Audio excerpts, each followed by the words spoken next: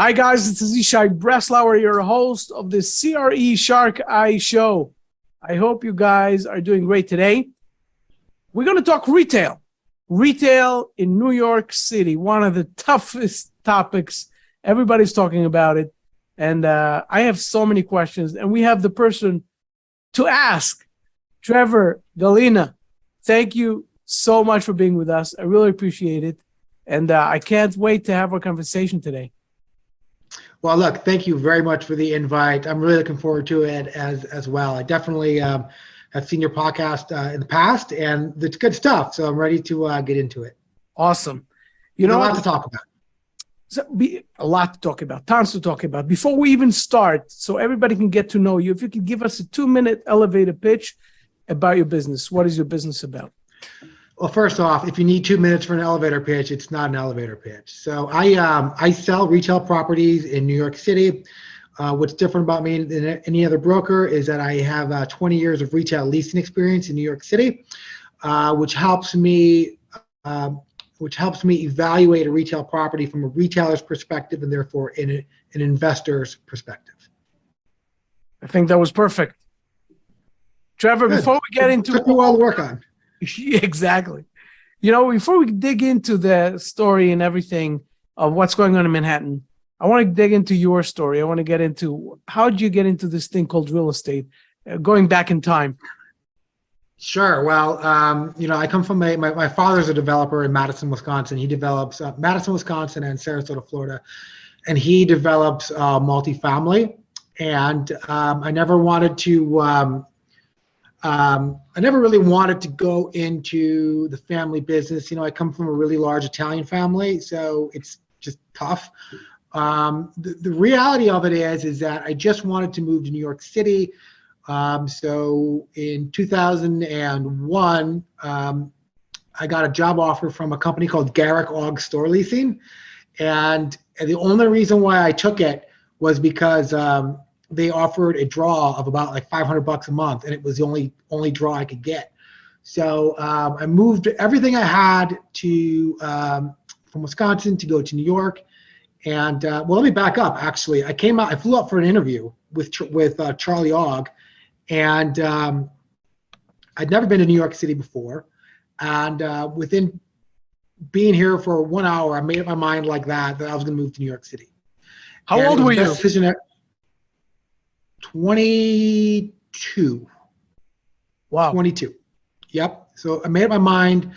I actually know exactly where I was. I was on Broadway and 24th Street when I made up my mind, believe it or not, looking at the Flatiron Building. And got a job at Garrick Og Store Leasing. I was there. I was a canvasser. I was there for about a year and a half. And then my first real big real estate deal I ever pulled off was actually going from Garrick Og to Newmark. I was at Newmark for 16 years, did a lot of retail leasing deals. And then I was at Isaacson Company for a little bit. And recently, 2.5 years ago, I came over to Marcus Millichap to start the retail investment sales department for the Brooklyn office. We operate in Brooklyn and in Manhattan. I think that's fantastic. Tell me something. When you got to Manhattan, just a curious personal question, and you made that decision on Broadway and 24th, you said, right? Yep.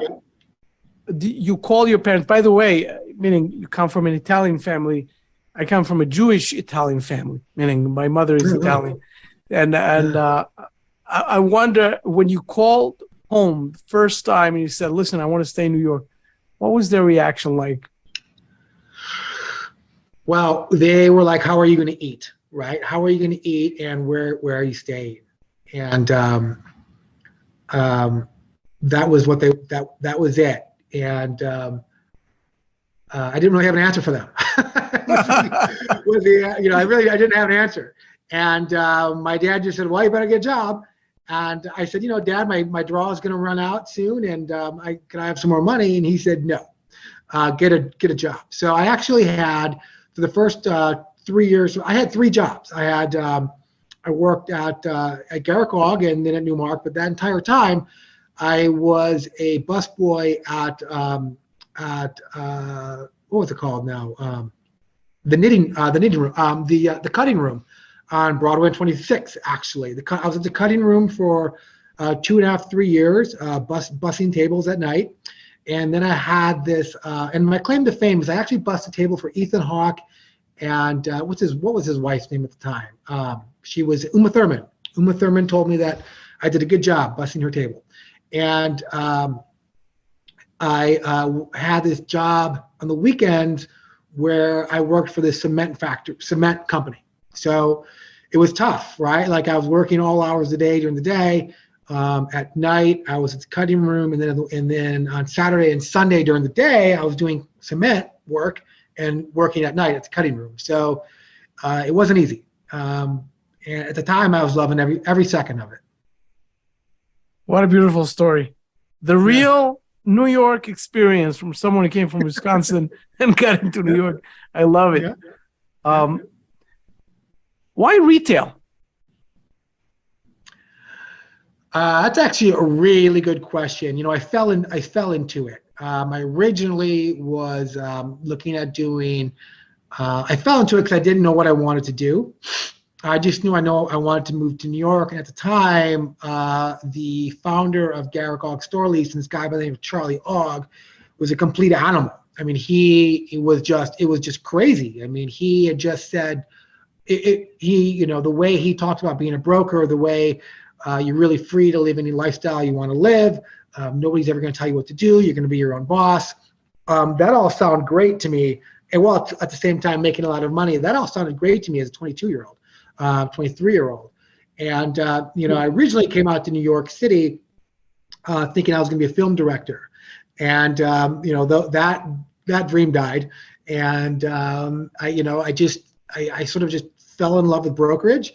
And I just became obsessed with retail. I don't know what it is. I mean, I just became obsessed with the way brands market themselves, sort of the value, the ethos of brands, the values of each brand.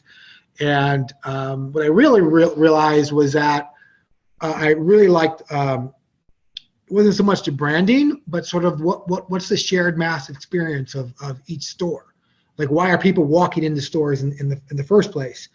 And that aha moment sort of came to me about 7 years ago when I was talking with this guy who did marketing for a museum in Tokyo, in fact.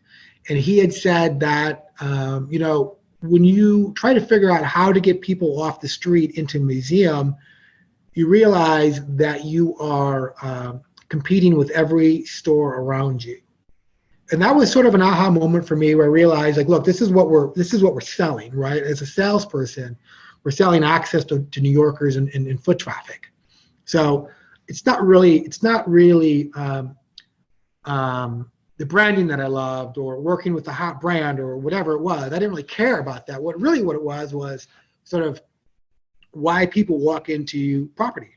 What's going to get a person to walk into the store? There's a lot of different reasons to that. And that actually translates really, really well to retail investment sales when you understand, again, the idea of shared mass experience and why anybody would ever want to be at any store, especially today when you sort of have like the whole Amazon effect and et cetera. It's a long-winded answer, I know. You probably weren't expecting that, but no, but I'll tell you what, meaning when you have someone in front of you that is in retail for so long, I would love to hear from you a perspective of the eras that you worked in, meaning there are different eras. We're talking about the era of the when retail was one thing. Obviously, Manhattan is a different animal, but still, there was a different era before the e-commerce, before that time. And then came the e-commerce, and slowly the Amazon and the like came in, and the whole retail scene, environment changed.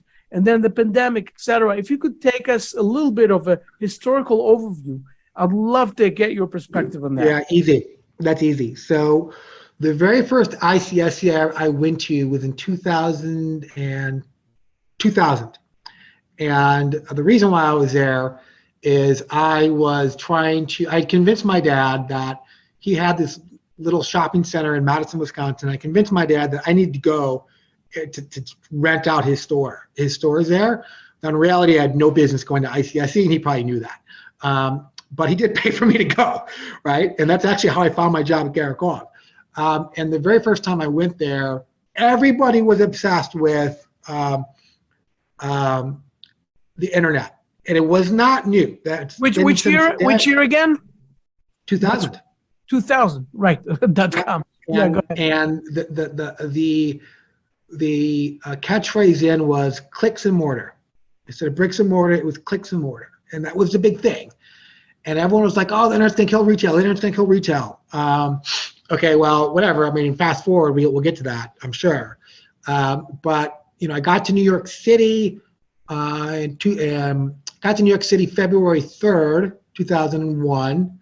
Broke up with my girlfriend a week later. It happened to be Valentine's Day. I didn't even know that. Oh my God. Got in trouble. Yeah. And then 9/11 happened. And so in New York City, 9/11 happened, and then nothing happened, right? So nothing really happened for, I mean, literally nothing happened for about a year and a half. So I would say there was one phase between 9/11 to 2009, obviously. And I don't know what I would call that part of retail, but that's a great question. In New York City, right? I would just call that sort of a rebuilding period. Nobody had really understood yet what retail would become, or internet sales would become. And Amazon was just getting started. I would say that in 2010 to 2000 and obviously the pandemic, every single brand out there sort of knew that more and more of their sales were growing online. They just didn't know. Nobody knew the right balance. Nobody knew. Everyone knew that Gap didn't need 13 stores in New York City, but nobody knew how many they needed. And in that time, a lot of brands shut down stores, thinking. Now this is only in New York City, right? I don't because there's a greater conversation about shopping malls across the country, right. Which we can get into. About something, yeah. Yeah. Go ahead. Finish your sentence. Okay. Well, let me just work sort of macro to micro. Okay. So at a macro level, there was too many shopping centers between 2009 and 2019. Everyone knew there's too many shopping centers, and the pro rata shopping per square foot to the customer in America we were the number one, and we were 10 times more than our nearest country, which was Canada, and they were 10 times more than anything in Europe. Right now, in that time frame, we lost a third of those just due to just supply and demand, and we've lost even more of those now due to conversions. Right. A lot of those deals were done for stock prices. A lot of those deals were just done for just shitty deals at ICSC that didn't need to happen. But it was a little bit different in New York City, right? So in New York City, in that time, a lot of brands conceded their rollout, thinking that they could just do it online. And what happened just pre-pandemic, what was happening was that the whole catchphrase of omni-channel had taken hold. Call it 2000. I'm just going to say 2017. I'm just going to pick that number out of the air, where customers were channel agnostic, and brands realized that they needed to be omni-channel, and they realized that the ROI on customer acquisitions through social media only just wasn't there, because everybody was doing it, right? Like everyone and their mom thought like, hey, I can, we'll just start a brand, we'll do Instagram ads, and we'll sell on Instagram. Well, that just became that just a year before pandemic, it was too crowded, right? So even before the pandemic, you saw brands like Allbirds and other direct-to-consumer brands taking money from more stores because they realized that you needed stores. The other thing the sort of trend that came and went pre-pandemic, and I feel like a lot of people don't realize that these trends were already happening pre-pandemic, was there was this idea of the pop-up store, and the idea was like, hey, we'll get a pop-up store, we'll push it online, we'll make a bunch of sales, we'll get in, we'll get out, and it's the best thing we could do. Well, that was actually turned out to be a terrible idea.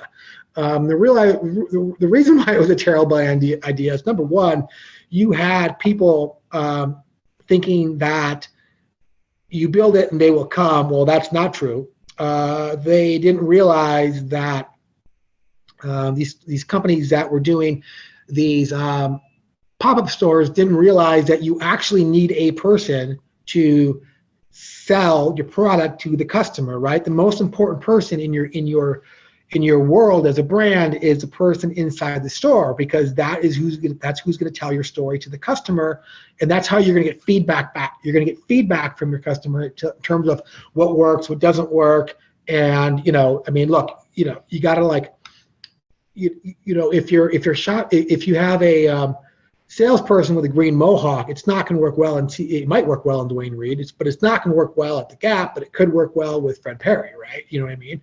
So it's like, and that was missed. So all these people who did these pop-up stores who didn't have anyone who understood retail, they couldn't sell anything. And then the next thing they realized was, well, look, by the time we figured out how to run a store after 10 months or 6 months, our lease is gone. And we lost all of our brand equity, and we lost any consumer base that we had was gone. So they were like, okay, well, no more pop-ups. We need to do long-term leases. And this happened, I would say, about a year before the pandemic hit. I don't know what we call that. I don't know what era you call that. Let's just call that the nobody knows anything era. Let's try everything era. Exactly.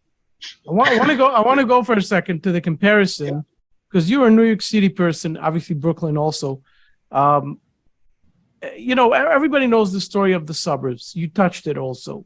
The story of the suburbs, the malls that were, designed in a way where the big box, retailers were the entrance to the mall. You had to walk through the JCPenney's and the Sears into the mall. Oh yeah, that's right. They were the anchors, all this story and et cetera. In the 80s and 70s and the 80s, everybody built malls in the suburbs because it was like the way to do it. Everybody moved to the suburbs. And then everything changed, of course, also. At the same time, you have New York City. New York City is very, very different. New York City, you're talking about a more of a mixed-use type of environment where people go down from the apartment and see retail. Tell us a little bit about what New York City specifically, or the city, or the downtown Brooklyn went through. Obviously, these are different, but they're both, I would say, I put them together versus the suburban type of, retail historical change and shift. If you could give us that perspective, the differences. They're actually more similar than you think. So, the idea of shopping in a suburb is that, the old adage is it's retail follows rooftops, okay? And that's very true for suburbs. Now in New York City, for an example, when you look at Bay Ridge, like at 86th Street, or if you look at Williamsburg, actually, let's just talk about Bay Ridge for a second, 86th Street. Those people are shopping in Bay Ridge. They're not coming into Manhattan to shop. They're staying there. And that's what the pandemic proved. The pandemic proved that people are going to shop where they live. Williamsburg is very, very similar, where people that are shopping in Williamsburg are not shopping typically in Manhattan. So it's very similar in that sense. And when you look at like Pitkin Avenue, Atlantic Avenue, or Fulton Street downtown, it is very similar. The people who live in these areas are shopping in these areas, whether it's Park Slope or whatnot. What's a little bit different, or the way, I guess, this may not answer your question, but this is how I'll describe it. When you go out into the boroughs, each shopping district is only 2 blocks long, right? So you look at 86th Street, it's 2 blocks long. You look at Atlantic Avenue in East New York, it's 2 blocks long. You look at Flatbush Avenue, it's 2 blocks long. Fulton Street downtown, a block long, right? Or you look at Smith Street, it's 1 block long. It's really 2 blocks long. You got 1 block where you've got your national retailers, and then you've got another block where you've got your ancillary tenants.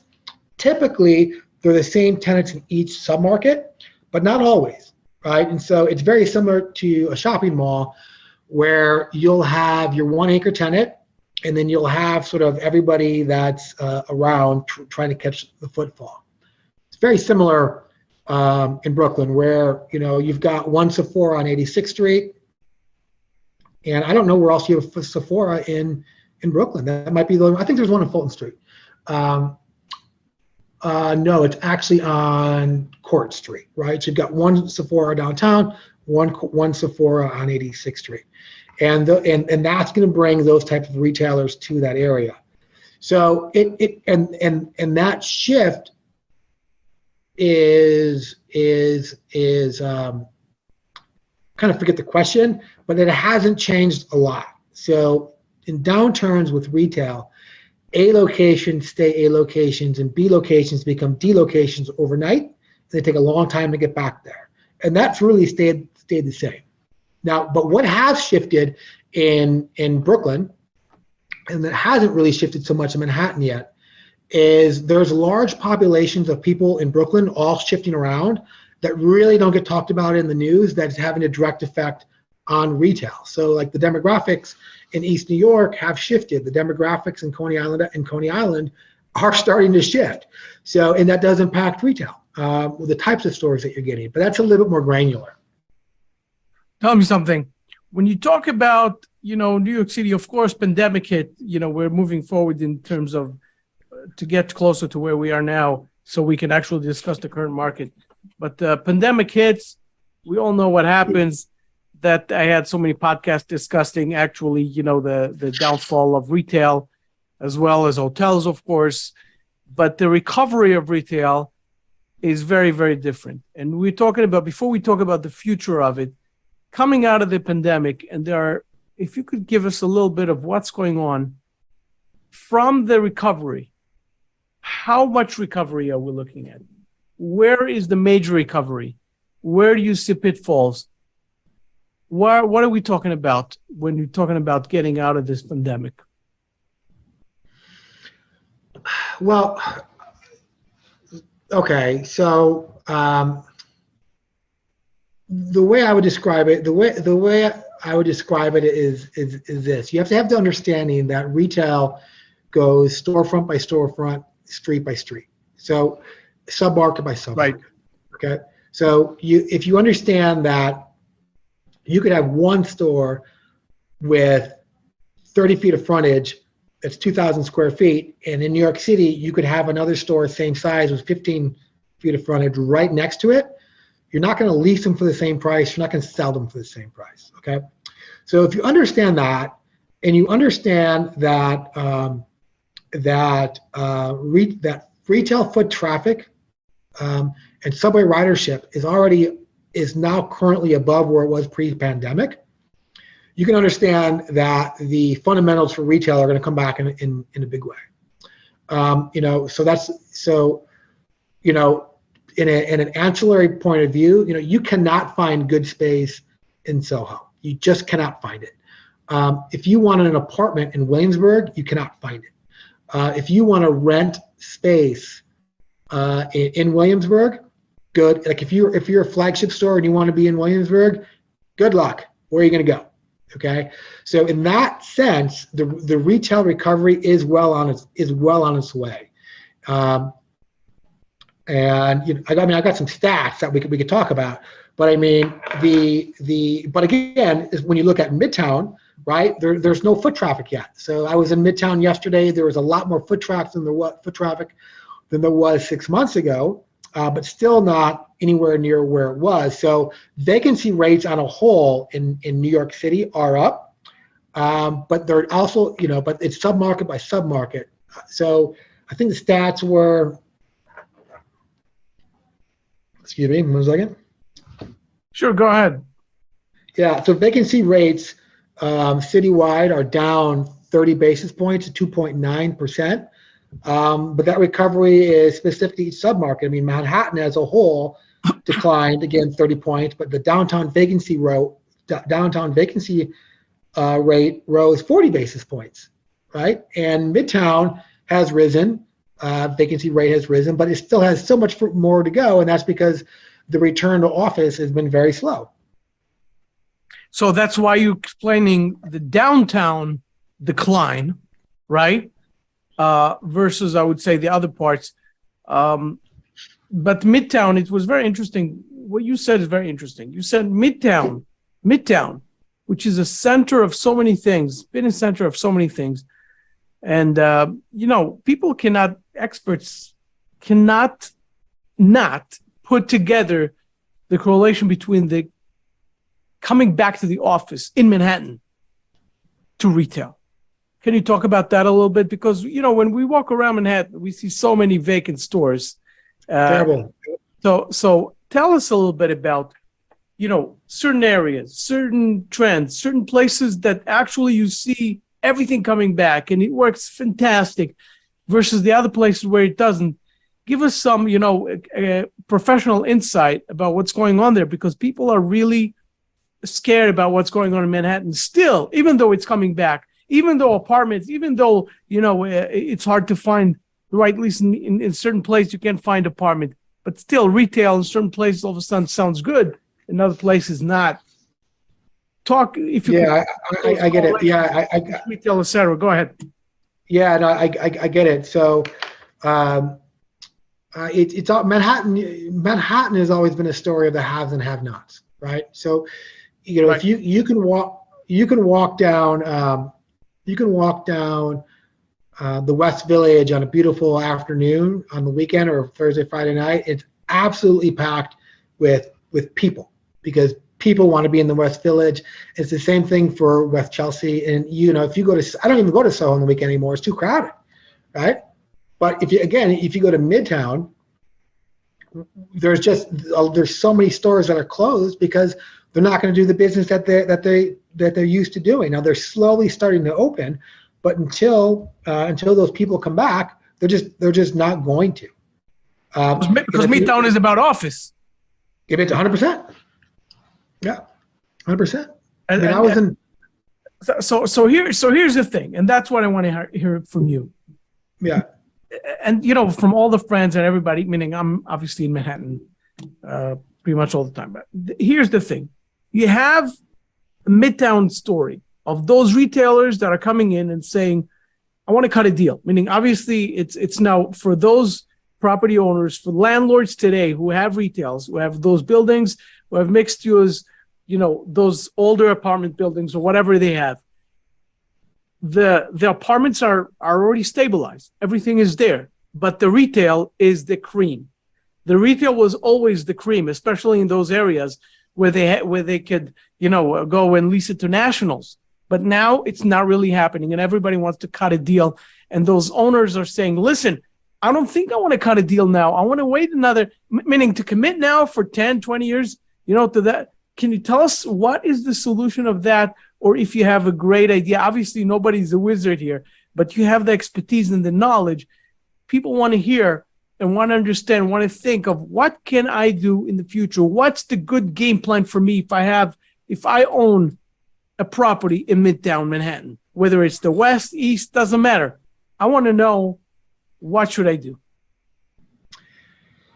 Well, that's a real case-by-case basis. I know you're going to say it, but I'd love to hear a certain perspective. Yeah. Obviously, we don't have 3 hours, but that's fine. A certain perspective. I think I understand that. I think I understand the question, and I think there is to back up. I think that you have to sort of understand. There's a couple things at play here, and one big thing at play is the media. Okay.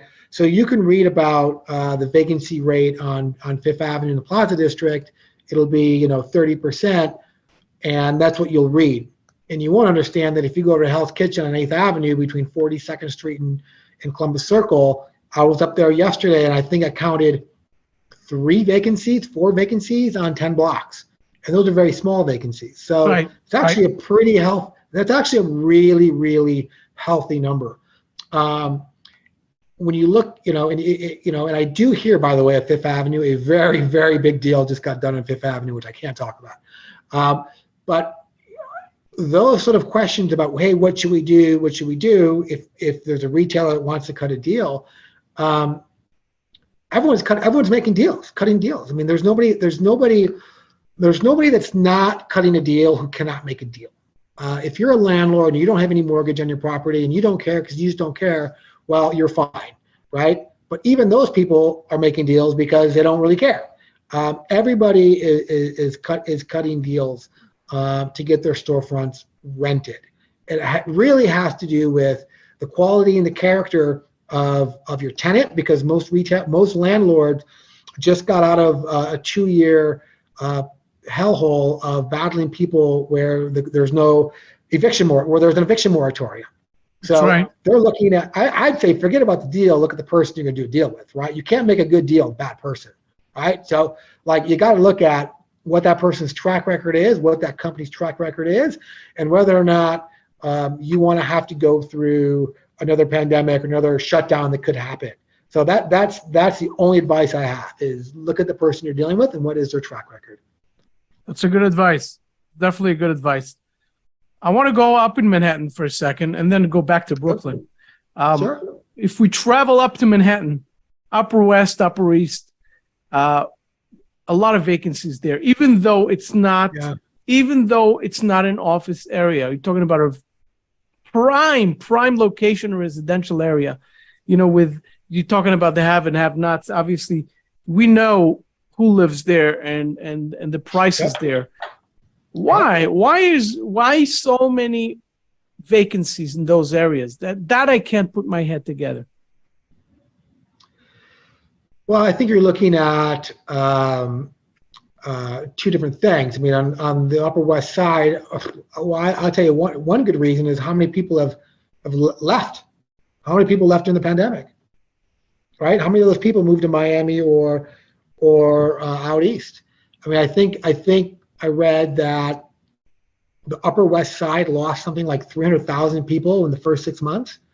Well, how do you think that's going to impact retailers there? Yeah, but people are back. Am I mistaken? People are coming back who came back. They're coming back very slowly. I got it. So what you're saying is that even though it's back, it's not totally back, and that's what delays. Every comes in delay. Yeah, it's not totally back, but I mean, the Upper East Side is very different than the Upper West Side.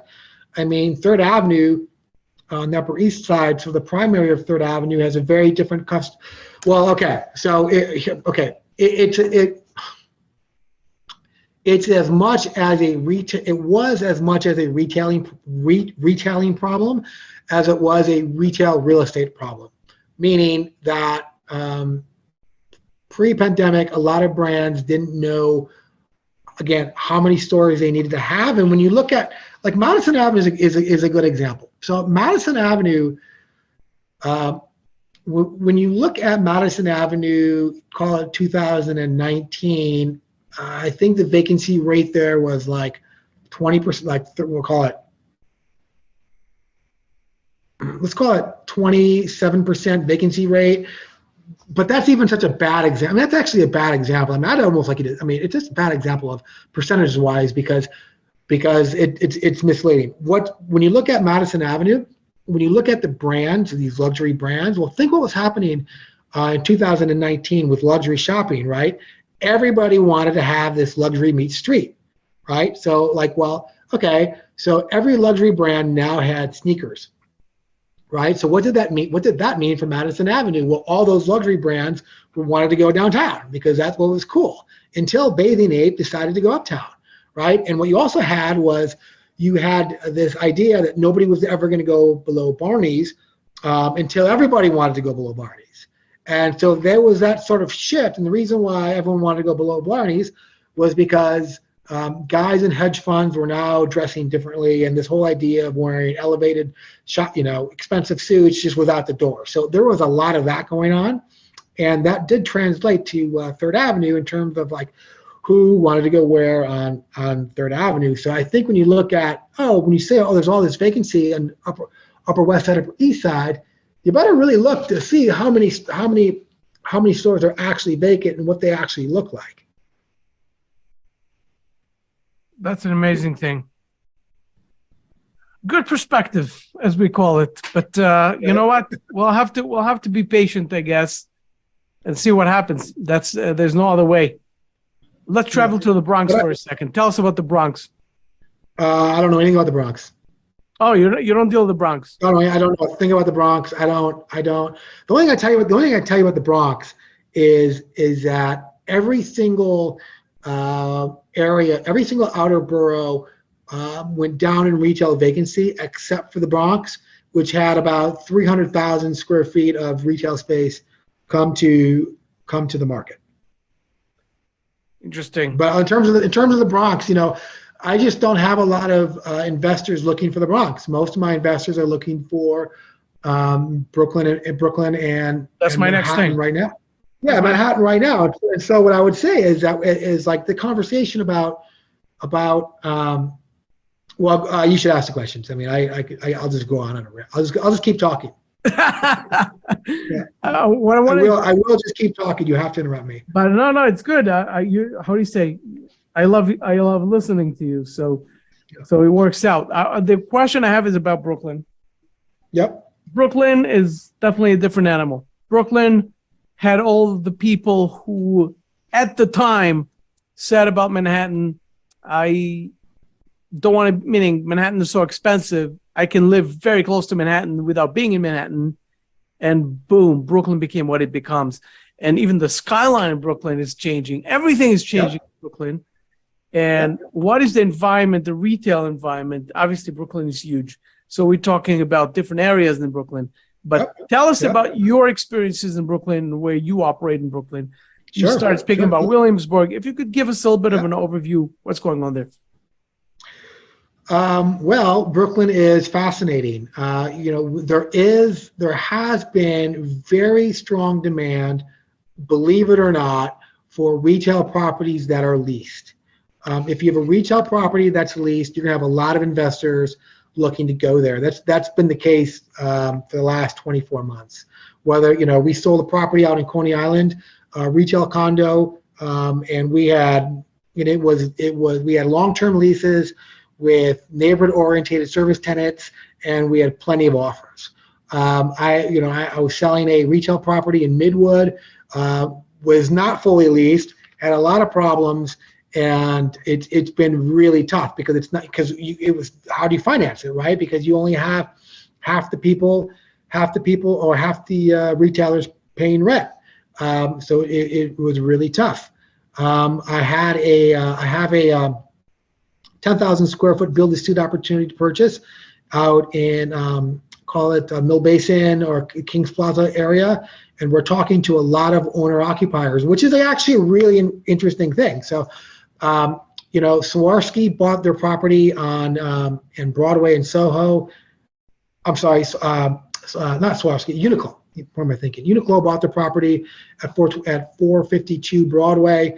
I am selling a property in a retail condo in Tribeca to an owner user, and I'm hearing that there's a lot more demand for owner users to purchase their properties all over the city because it's just hard to find space, believe it or not. And in Brooklyn, people have for the last 18 months been looking for sort of the tried and true Amazon-proof retail shopping destinations where they know their investments are going to be safe, and there's no speculative money, there's no stupid money. Everybody just gets it. So a lot of the people that are looking in, let's just call it Brooklyn minus Williamsburg, okay? They're all Brooklynites. They understand Brooklyn. They know it. They either were raised in Brooklyn or they have Brooklyn assets for a long time. And they understand that it's very sort of mom and pop, and the retailers are mom and pop or they're national, and everyone just sort of gets it. What's new in the past 60 days is we now have large capital groups looking for assets in Williamsburg and or in Brooklyn. So That's interesting. Yeah. So the people that have lived through the past down cycle, or the people, let me just say, the people who have studied retail for a long time, who I've known for years, are now calling me looking for deals. And that tells me that these are the type of people. Now, I've been through 3-4 downturns now, and these are the type of people who are looking to get back into the market. They're the first people who are usually follow the wave, right? And they're usually very sophisticated. They usually understand retail really, really well. And whether or not they take the plunge and take the risk, well, they typically are. So we are now seeing that, and that's sort of new as of the past 60 days, maybe 90 days. Tell me something. Looking into the future, where do you see the market going, especially the retail market going in those areas? Very, very strong. How come? Very strong. Where everybody, Yeah. meaning I tend to agree with you, but I want to put it, meaning to play a devil's advocate and say, Sure, go ahead. Everybody's talking about the market's going to crash. You have everybody, everybody's coming out talking about how I'm talking about the entire market, obviously, everything is blown up, everything is overpriced, everything is, inflation is going this way, this is going that way, and we're going to have another collapse. Tell us, retail, where is it going? Well, let me ask you this. If retail hasn't already collapsed, how is it going to collapse again, right? Number one, you tell me that, okay? Interest rates, yeah, sure. It's going to have an impact on values, of course. But when you look at the fundamentals, they're all there. So vacancy rates are down. They just are. Asking rents are up. They just are. You cannot, you've got brands now competing for space. You've had brands competing for space for the last 9 months. What is the cap rate on a multifamily unit right now in anywhere in America, in Williamsburg, right? What's the cap rate on a CVS with 10 years in Florida right now? Well, when you look at the cap rate game, how much longer are people going to be fighting over 4 caps when they can get a 6 cap in retail? So I think that a lot of people can't. It's a great time for a sophisticated investor right now.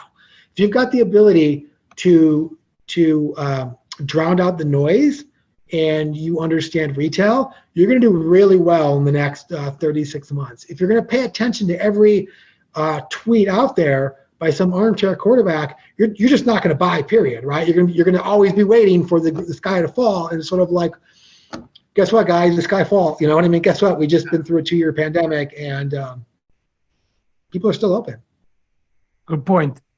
I want to shift gears a little bit, and I want to touch a little bit before we say our goodbyes. I want to touch a little bit your operation. If you could tell us about your operation, what you guys do, your team, everything around it, how you function, how you help people get their leases or sell and buy. Go ahead. Yeah, easy. So right now it's sort of a couple different things happening at once. We're doing a lot of the team here is doing a lot of 1031 exchange work, which we've always done. Because a lot of the people that are selling in Brooklyn are selling for a couple different reasons. They're selling because of tired of management, or quite frankly, I hate to say this, but I do think it needs to be said. This actually needs to be said. Like, a lot of people that are selling in Brooklyn right now are all moving to Florida, right? And because they're tired of they're tired of management, or they do not like the politics of the city. Certainly, no one likes this whole new idea of storefront registration, which makes all storefront registration. I think it's ACT. I don't know what it is, but the paperwork to operate a store with New York City has gotten a lot more difficult for already a difficult task. So we're working on a lot of 1031 work, mostly in Florida and Texas, but some other states. The other 2 aspects that we're doing is we are evaluating retail property rates to market. So in other words, if the property was vacant, what could you rent it for? which is the number one question. And number three is, who are the owner occupiers that are going to pay the highest price? Those are the top three ways that we're helping people out right now. Trever, before we say goodbye, tell everybody how they can find you. It's goodbye for now. What? It's goodbye for now. Goodbye. You got it. How can people find you if they want your service? They want to lease out their property. They want to sell. They want to buy. Go ahead. I only do sales. I only do sales. I try to make it as easy. Okay. I only do sales, investment sales. The best way to find, like, I'm on all the I'm on Instagram. I'm on LinkedIn. I'm on Facebook. Marcus and Millichap website. I try to make it really easy for people to get out to reach out to me. You guys see the links above, below, and we had the treat today to hear a professional in the city and in Brooklyn who knows the in and outs, who obviously understands the depth of what's going on in the retail. And a lot of you guys basically are in this market. You own properties. You want to buy properties. You want to get in there. You got a professional right here, Trever Gallina. Thank you so much for being with us. Hey, thank you very much. I really, really appreciate the opportunity, and I really appreciate speaking to you. It's been a pleasure. No problem. And you